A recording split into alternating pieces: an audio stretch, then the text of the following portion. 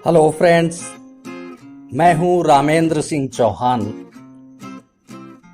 Digital world के tourism world show में आपका स्वागत है, आपका अभिनंदन है। थाईलैंड का नाम तो आपने सुना ही होगा। यह दक्षिण पूर्व एशिया का एक देश है जिसे पहले सियाम नाम से जाना जाता था। साल 1948 में इसका नाम बदलकर थाईलैंड रखा गया। हालांकि कुछ लोग, खास तौर पर यहाँ बसने वाले चीनी लोग, थाईलैंड को आज भी सियाम नाम से ही पुकारना पसंद करते हैं। वैसे तो यह देश बौद्ध धर्म के मंदिरों के लिए दुनिया भर में प्रसिद्ध है, क्योंकि यहाँ के 95% लोग बौद्ध धर्म के अनुयायी है। लेकिन इसके बावजूद यहाँ आज भी भगवान श्री राम और भगवान श्री विष्णु की पूजा होती है। दरअसल यहाँ का राज परिवार अपने आप को भगवान श्री राम के बेटे कुश का वंशज मानते हैं। आपको जानकर हैरानी होगी कि थाईलैंड का राष्ट्रीय ग्रंथ का नाम रामकियन है, जो रामायण का ही थाई संस्करण है। यहाँ का राष्ट्रीय चिन्ह गरुड़ है, और ये तो आप जानते ही होंगे कि गरुड़ को भगवान श्री विष्णु का वाहन माना जाता है। इतना ही नहीं, यहाँ के एयरपोर्ट का नाम भी चौंकाने वाला है।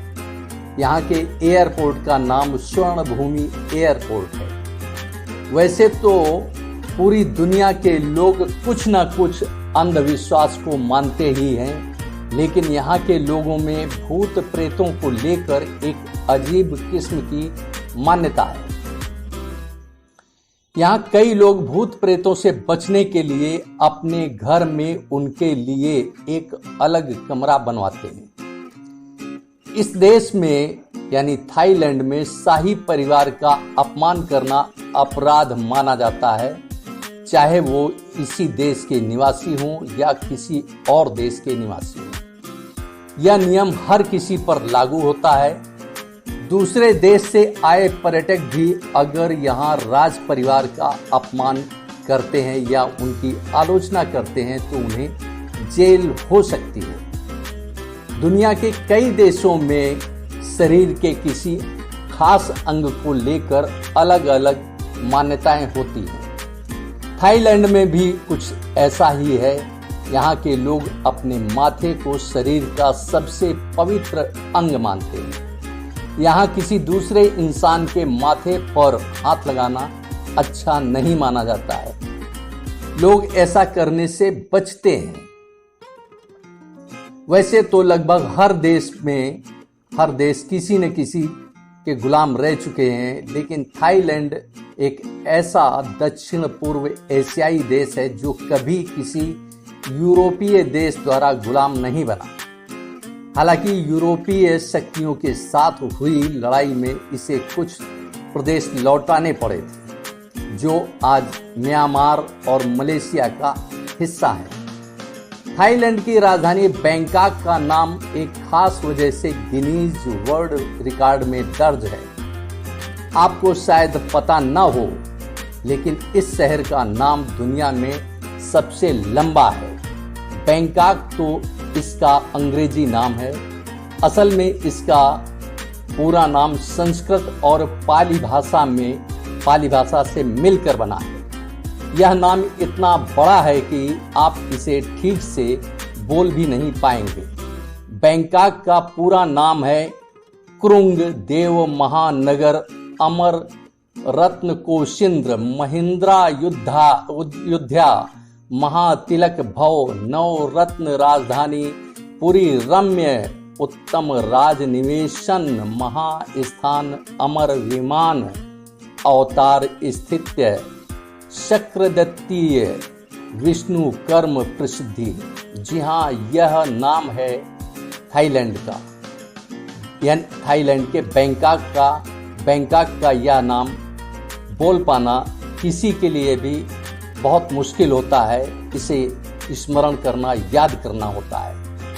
थाईलैंड जाना इतना क्यों पसंद करते हैं भारतीय, यह भी एक बड़ा सवाल उठता है। खास यह है कि थाईलैंड आने वाले पर्यटकों में सबसे अधिक संख्या भारतीय परिवारों की होती है। थाईलैंड विदेशी पर्यटन से पैसा कमाने के मामले में इस साल फ्रांस को भी पीछे छोड़ते हुए दुनिया का तीसरा देश बन गया है। माना जाता है कि थाईलैंड को इस मुकाम पर भारतीय परिवार लेकर आए हैं। 2017 में थाईलैंड को पर्यटन से 58 अरब डॉलर का राजस्व हासिल हुआ था। इस साल 3.5 करोड़ पर्यटक थाईलैंड आए थे। यही गति रही तो 5 सालों के भीतर थाईलैंड स्पेन को पीछे छोड़कर दुनिया का दूसरा स्थान हासिल कर सकता है और फिर अमेरिका ही उससे आगे रह जाएगा। पर्यटन उद्योग थाईलैंड के लिए सबसे लाभकारी साबित हो रहा है। अगर पर्यटन उद्योग को निकाल दिया जाए तो उसकी अर्थव्यवस्था 3.3% की दर से ही आगे बढ़ती है। 2018 की पहली छमाही में थाईलैंड की जीडीपी में पर्यटन उद्योग का योगदान 12.4% था। यह थाईलैंड की ऑटोमोबाइल इंडस्ट्री के बराबर है। The world travel and tourism council का अनुमान है कि थाईलैंड की जीडीपी में घरेलू और विदेशी पर्यटन का योगदान 21.2% रहा था। थाईलैंड के पर्यटन में बूम के पीछे भारत है, यह दुनिया भर में जग जाहिर है। भारत के बाद चीन का भी इसमें योगदान है। चीन के कई ऐसे एयरपोर्ट हैं जहां से थाईलैंड जाने में 3 से 4 घंटे का समय लगता है। पिछले साल 14 लाख भारतीय थाईलैंड गए और यह उसके पहले के साल से 18.2% अधिक है। 2010 से थाईलैंड जाने वाले भारतीय हर वर्ष औसत 10% की तादाद में बढ़ रहे हैं। थाईलैंड आने वाले पर्यटकों की संख्या में भारत 2017 में 5वें नंबर पर था, जबकि 2013 में 7वें नंबर पर था। आखिर थाईलैंड भारतीय परिवारों को इतना क्यों भा रहा है, यह भी एक सवाल उठता है। तो आइए जानते हैं कि भारतीय परिवारों को थाईलैंड क्यों भा रहा है। नई दिल्ली से थाईलैंड की राजधानी बैंकॉक जाने में 4 से 5 घंटे का वक्त लगता है। जो भारतीय अपने देश से फ्लाइट से सफर करते हैं उनके लिए बैंकॉक का किराया भी बहुत अधिक नहीं है, बहुत ज्यादा नहीं। आज की तारीख से 8 से 10 हजार के किराए में फ्लाइट से बैंकॉक पहुंचा जा सकता है। थाईलैंड अपने खूबसूरत बीच के लिए भी दुनिया भर में जाना पहचाना जाता है। थाईलैंड के बीच की खूबसूरती भी दुनिया भर के पर्यटकों को आकर्षित करती है। भारतीय परिवारों के लिए थाईलैंड से खूबसूरत कोई बीच पास में नहीं है। नजदीक और सस्ता होने के कारण भी भारतीय परिवारों को थाईलैंड खूब पसंद आता है। भारत का निम्न मध्य वर्ग यूरोप का खर्च वहन नहीं कर सकता है। ऐसे में थाईलैंड एक मजबूत विकल्प के रूप में सामने आता है भारतीय परिवारों के सामने। भारत के साथ थाईलैंड का रिश्ता भी सांस्कृतिक है।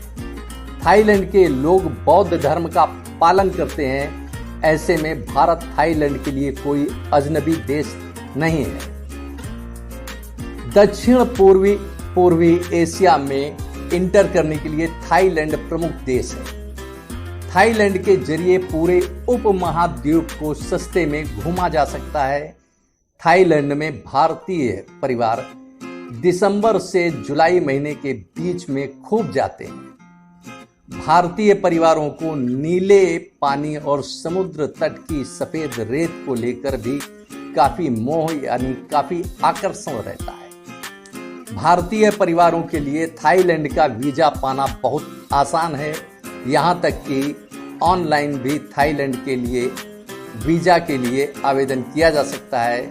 भारत गर्मी तड़पाने वाली होती है, भारत की गर्मी तड़पाने वाली होती है, जबकि थाईलैंड का मौसम बिल्कुल अनुकूल होता है।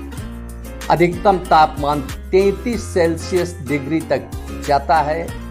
भारतीयों को थाईलैंड का स्पाइसी स्ट्रीट फूड भी खूब रास आता है, पसंद आता है, चटकारे लेते हैं। भारतीय परिवार यहाँ आइसक्रीम और सी फूड बड़े ही चाव, बड़े ही स्वाद के साथ खाते हैं, पीते हैं, घूमते हैं, सैर सपाटा करते हैं और लाइफ को एंजॉय करते हैं। आपने इस वीडियो को देखा, आपको यह वीडियो कैसा लगा हमें अवश्य बताएं। वीडियो को शेयर करें। यदि आपने हमारे चैनल को अभी तक सब्सक्राइब नहीं किया है तो हमारे चैनल को सब्सक्राइब करें, जिससे हमारे आने वाले नोटिफिकेशन, आने वाले वीडियो आपको मिल सकें। आपने वीडियो को देखा, आपका बहुत बहुत धन्यवाद। Thank you.